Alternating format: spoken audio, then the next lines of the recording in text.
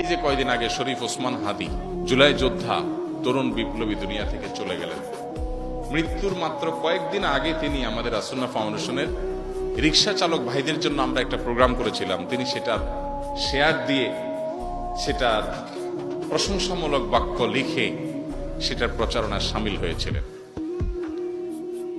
আমাদের স্মরণকালে বাংলাদেশে অন্য কোন তরুণের মৃত্যুতে এভাবে সারা দেশে এত মানুষের এত আবেগ, এত ভালোবাসা আমরা কেউ কখনো বাংলাদেশে দেখি নাই।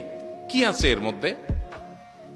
যে জিনিসগুলো আছে এর ভিতরে অন্যতম জিনিস হলো এটা, যে অন্যায়ের বিরুদ্ধে কথা বলতে গিয়ে যদি জীবন যায় যাবে, ফ্যামিলি যায় যাবে, আমি ছাড় দেব না।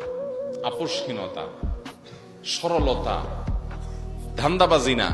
বিপ্লবী সাজা এক জিনিস, আর ভেতর থেকে বিপ্লবী হওয়া আরেক জিনিস। মুখলেস নিষ্ঠাবান মানুষদেরকে বোঝা যায় অনেক সময়।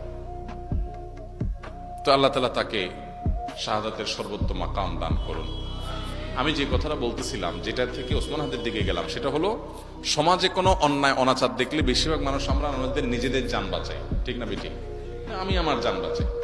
কিন্তু আমাদের কর্তব্য হলো অন্যায় দেখলে সেখানে বাধা দেওয়া। নবীজি বলেছেন, মান রাআ মিনকুম মুনকারান ফালইয়ুগাইয়িরহু বিয়াদিহি। তোমাদের কেউ যদি কোনো অন্যায় কাজ দেখে সেজন্য হাত দিয়ে যায় সেটা বাধা দেয়, পরিবর্তন করে দেয়।